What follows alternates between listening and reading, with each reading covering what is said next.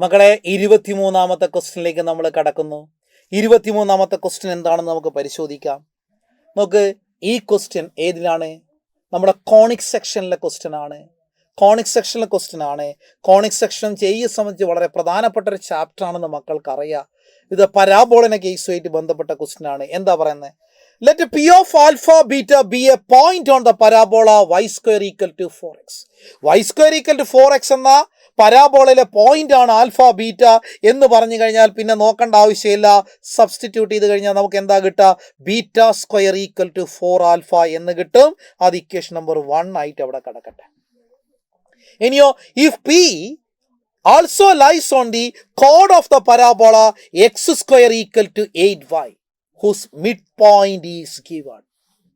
അല്ലേ, ഇതേ പി എന്ന പോയിന്റ്, ആൽഫ ബീറ്റ എന്ന പോയിന്റ് ഏതാണ്?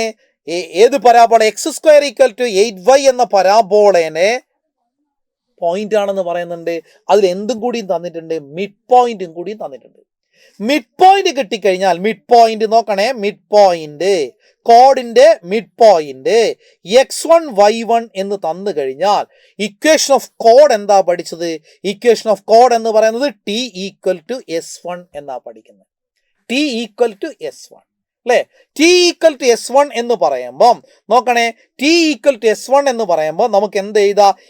x1 minus 8 into y plus y1 by 2 അല്ലേ? കട്ട് ചെയ്ത് കഴിഞ്ഞാൽ എന്ത് കിട്ടും? 4 ഇൻറ്റു y പ്ലസ് y1 എന്ന് കിട്ടും. ഈസ് ഈക്വൽ ടു S1 ആണ്. ഈക്വൽ ടു ആരാണ്? S1 ആണ്. അതിനെങ്ങനെ മാറ്റി എഴുതാ? x1 സ്ക്വയർ മൈനസ് 8y1 എന്ന് എഴുതാം. പക്ഷേ ഇവിടെ കൃത്യമായിട്ട് എന്ത് തന്നിട്ടുണ്ട്? മിഡ് പോയിന്റ് തന്നിട്ടുണ്ട്. x1 1 ആണെന്നും y1 5/4 ആണെന്നും തന്നിട്ടില്ലേ? അങ്ങനെയാണെങ്കിൽ നോക്കണേ, അങ്ങനെയാണെങ്കിൽ എന്താ സംഭവിക്കുക ഇവിടെ? അങ്ങനെയാണെങ്കിൽ എന്താ സംഭവിക്കുക? x1 1 അല്ലേ? x എന്ന് കിട്ടി. Minus 4 into y plus y1 എന്ന് പറഞ്ഞാൽ 5/4 is equal to x1 square ആണ്. അപ്പോൾ 1 എന്ന് കിട്ടി. മൈനസ് 8 ഇൻറ്റു y1 എന്ന് പറഞ്ഞാൽ 5/4. ഇതല്ലേ കിട്ടാ അല്ലേ? അപ്പൊ ഇതിനാ നമുക്ക് ഒന്നുകൂടി മാറ്റി എഴുതിയാൽ എന്ത് കിട്ടും മക്കളെ? ഒന്നുകൂടി മാറ്റി എഴുതി കഴിഞ്ഞാൽ എക്സ് മൈനസ് 4y. അപ്പോൾ മൈനസ് എന്ത് കിട്ടി? 5 ഈക്വൽ ടു 1 മൈനസ് 8/4 2 ആയതുകൊണ്ട് 10 എന്ന് കിട്ടി. അതായത് എക്സ് മൈനസ് 4y. അപ്പോൾ മൈനസ് 9 അല്ലേ, പ്ലസ് 9 അല്ലേ, പ്ലസ് 4 ഈക്വൽ ടു 0 എന്ന് കിട്ടും അല്ലേ? ഇവിടെ എന്താ ക്വസ്റ്റ്യനിൽ പറഞ്ഞത്? If P also lies on the chord of the parabola x square equal to 8y എന്ന പരാബോളയിലെ കോഡിലാണ് വീണ്ടും P ഉണ്ട് എന്നാ പറഞ്ഞിരിക്കുന്നത്. ആ കോഡിന്റെ ഇക്വേഷനല്ലേ ഞാൻ ഇവിടെ എഴുതിയിരിക്കുന്നത് അല്ലേ? ആ കോഡിന്റെ ഇക്വേഷനല്ലേ ഞാൻ ഇവിടെ എഴുതിയിരിക്കുന്നത്. അപ്പൊ കോഡിന്റെ ഇക്വേഷൻ ഞാൻ എഴുതി കഴിഞ്ഞാൽ ആൽഫ ബീറ്റ വീണ്ടും ആ കോഡിലെ പോയിന്റ് ആണെന്ന് നമ്മളോട് പറഞ്ഞു കഴിഞ്ഞല്ലോ. അങ്ങനെയാണെങ്കിൽ ഈ ഇക്വേഷൻ എന്തായിട്ട് മാറും? നോക്കണേ, alpha minus 4 beta plus 4 equal to 0 ആയിട്ട് മാറും അല്ലേ? ഇത് സെക്കൻഡ് ഇക്വേഷൻ ആയിട്ട് സങ്കല്പിച്ചോ. ഈ ഫസ്റ്റ് ഇക്വേഷനും സെക്കൻഡ് ഇക്വേഷനും സോൾവ് ചെയ്ത് കഴിഞ്ഞാൽ ആൽഫയും ബീറ്റയും നമുക്ക് കിട്ടിക്കോളും. നമ്മളോട് കാണാൻ പറഞ്ഞത് alpha minus 28 into beta minus 8 ആണ്. നമുക്ക് അതൊന്ന് എഴുതി നോക്കാം, എന്നിട്ട് നോക്കിയിട്ട് സോൾവ് ചെയ്യുക. അല്ലെങ്കിൽ എഴുതുമ്പോൾ തന്നെ നമുക്ക് ആൻസർ കിട്ടാൻ സാധ്യതയുണ്ട്. അതൊന്ന് എഴുതി നോക്കാം. നോക്കണേ, alpha minus 28 into beta minus 8. എന്താണ് ബീറ്റ മൈനസ് 8? ഞാൻ ആദ്യം ബീറ്റ മൈനസ് 8 എഴുതി ഇൻറ്റു ആൽഫ മൈനസ് 28 അല്ലേ? ഇവിടെ നോക്ക്, ഈ ഇക്വേഷനെ ബേസ് ചെയ്തുകൊണ്ട് ആൽഫ ആരാണെന്ന് പറയാൻ പറ്റും? ആൽഫ 4 ബീറ്റ മൈനസ് 4 ആണെന്ന് പറയാൻ പറ്റും. എന്താണെന്ന് പറയാൻ പറ്റും? 4 ബീറ്റ മൈനസ് 4 ആണെന്ന് പറയാൻ പറ്റും അല്ലേ? 4 ബീറ്റ മൈനസ് 4 ആണെന്ന് പറയാൻ പറ്റുമല്ലോ. ഞാൻ അതവിടെ കൊടുക്കുന്നത് ആൽഫയുടെ സ്ഥാനത്ത് 4 ബീറ്റ മൈനസ് 4 മൈനസ് 28 എന്ന് എഴുതി. Is equal to beta minus 8 into നോക്കണേ 4 ബീറ്റ മൈനസ് എന്താണ് കിട്ടുന്നത്? 32. 4 ബീറ്റ മൈനസ് 32ൽ 4 കോമണാ.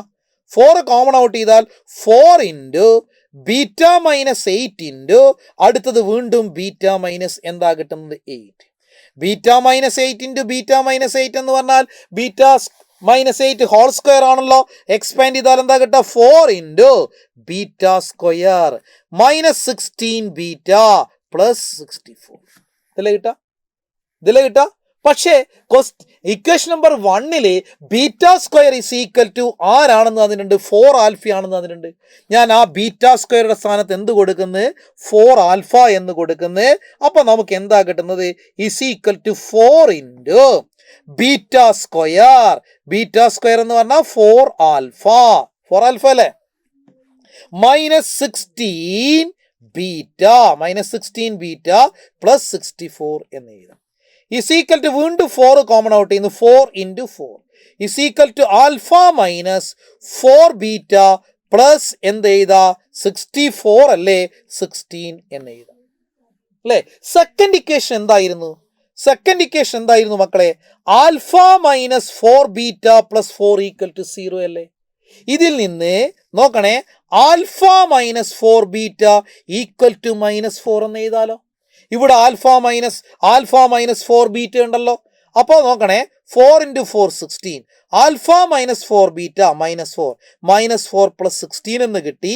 അതായത് 16 ഇൻറ്റു 12 എന്ന് കിട്ടും. എന്ത് കിട്ടും, 16 ഇൻറ്റു 12 എന്ന് കിട്ടും.